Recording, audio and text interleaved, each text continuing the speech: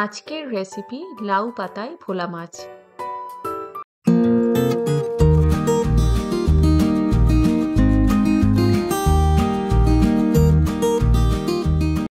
নিজের হাতের যত্নে বেড়ে ওঠা এই লাউ গাছের সুন্দর টাটকা পাতা দিয়ে তৈরি করব আজকে দুর্দান্ত স্বাদের মাছের পাতুরি। তো চলুন দেখিয়ে দিই আমি কিভাবে বানাই এই মাছের পাতুরি।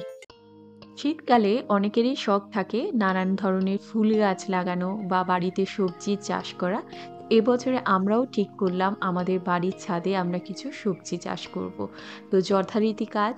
তো আমরা বেশ কিছু কিছু সবজি লাগিয়েছি, অল্প অল্প করেই লাগিয়েছি। তার মধ্যে ৩-৪টে লাউ গাছ বেশ ভালোই বড় হয়েছে, বীজ লাগানো হয়েছিল। ওর থেকে বড় গাছ হয়েছে, লতিয়ে মাচায়ও উঠে গেছে। অনেক যত্ন করে এই লাউ গাছটাকে মাচায় ওঠানো হয়েছে। তো এই লাউ গাছের পাতাগুলো বেশ ভালোই বড় বড় হয়েছে। আর এই লাউ গাছের পাতা দিয়ে আমি আজকে আপনাদের বানিয়ে দেখাবো ভোলা মাছ দিয়ে পাতুরি, যেটা আমার মা বানায়। খুবই আমার প্রিয় একটা রেসিপি, আমার খুবই ভালো লাগে খেতে। তো ওরকমভাবে চেষ্টা করব মায়ের মতন করে এই লাউয়ের পাতুরি বানাতে মাছ দিয়ে। তো এটা আপনারা ভোলা মাছ দিয়ে করতে পারেন বা এরকম জাতীয় যে কোনো মাছ দিয়ে আপনারা করতে পারবেন, চাইলে চিংড়ি মাছ দিয়েও করা যেতে পারে। আমি যেহেতু মোটামুটি 6টা মতন আমি ভোলা মাছ নিয়েছি, মানে পিস। তো সেই জন্য আমার মোটামুটি 8টা মতন, 7-8টা মতন পাতা হলেই হয়ে যাবে। যেহেতু নিজের যত্নের গাছ, তো পাতা কাটতে একটু খারাপই লাগছিল, কিন্তু নিচ থেকে না কাটলে বলল যে গাছটা অতটা গ্রোথ হবে না, সেই জন্য নিচ থেকে কিছু বড় বড় পাতা কেটে নিয়ে আসছি। তো এটাকে ভালো করে ধুয়ে জলটা ঝরিয়ে রেখেছি। এবারে একটু নুনের ছেটা দিয়ে এই লাউ পাতাটাকে আমি একদম হালকা হাতে এটাকে একটু কচলে নেব, যাতে পাতাটা একটু সফট হয়ে যায়, আমার এই পাতুরিটা মুড়তে সুবিধা হয়। বেশি কিন্তু চেপে চেপে করবেন না, তাহলে ছিঁড়ে যাবে। আর এটা যেহেতু একদম অর্গানিক, তো সেই জন্য এটা একদমই সফট থাকবে। আর এটার পিঠে যে শিরার মতন থাকবে ওটা ফেলার দরকার নেই। যদি আপনারা বাজারের লাউ পাতা দিয়ে করেন, সেক্ষেত্রে পিঠে যদি শক্ত শিরার মতন থাকে ওটা একটু বার করে নিতে হবে। তো আমি লাউ পাতাগুলোকে রেডি করে রেখে মাছটাকে ম্যারিনেট করব। এখানে মিডিয়াম সাইজের ভোলা মাছ 2 টুকরো করে একটু নুন, হলুদের গুঁড়ো, লঙ্কার গুঁড়ো দিয়ে আর সামান্য তেল দিয়ে মাছটাকে মেখে নেব। চাইলে একটু রসুন বাটাও এর সঙ্গে দিতে পারেন। আর মাছটাকে মেখে একটু আগে রেখে দেবেন, চেষ্টা করবেন 20 মিনিট মতন আগে মাছটা ম্যারিনেট করে রাখতে, তাহলে এর ভেতরে নুন ঝালটা ঢুকবে। তো এই মাছটা না আমার পরে পাতুরি ভরতে একটু অসুবিধা হয়েছিল, সেই জন্য আমি লেজাটাকে আবারও আরেকটা টুকরো করেছি। 2 পিস করে দেবেন তবুও ঠিক আছে, তবে বেশি লম্বা হয়ে গেলে পাতুরিটা মুড়তে খুব অসুবিধা হয়। তো মাছটাকে আমি রেখে দেবো।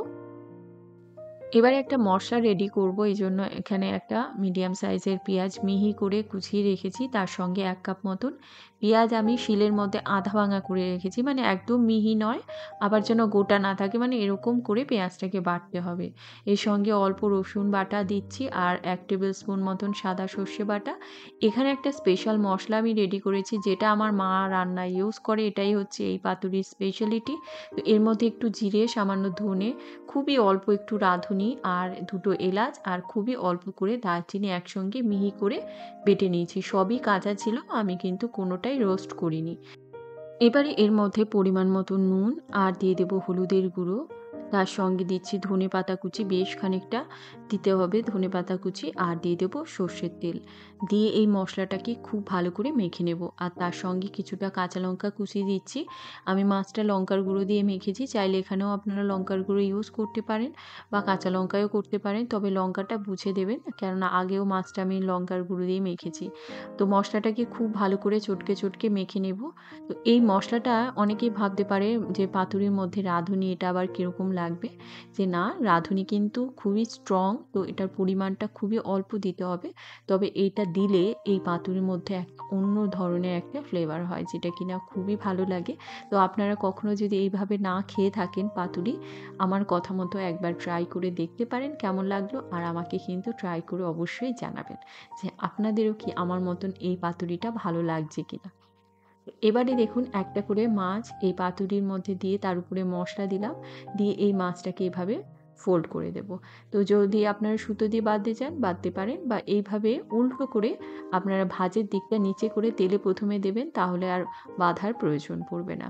তো এটাকে শ্যালো ফ্রাই করব। সর্ষের তেল গরম করে এই মাছগুলোকে এইভাবে দিয়ে দেব। আঁচটাকে একদম লো করে এটাকে চাপা দিয়ে করব যাতে করে মাছটাও সেদ্ধ হয়ে যায়, লাউ পাতাটাও সেদ্ধ হয়ে যায়। তো মোটামুটি ৫ মিনিট ঢাকা দিয়ে রেখে এবারে মাছটাকে উল্টে দেব। যখন এটা দিয়ে জল ছেড়ে দেবে তারপর জলটাকে যখন বেরিয়ে আসবে তখন ঢাকাটা খুলে তারপর আঁচটা মিডিয়াম করে এই মাছটাকে ভাজতে হবে। যখন একদম উপরে পাতাটা দেখবেন কালচে হয়ে গেছে আর উপরে একটু হালকা কালার এসছে, তখন আপনারা এই গ্যাসটাকে অফ করে দেবেন।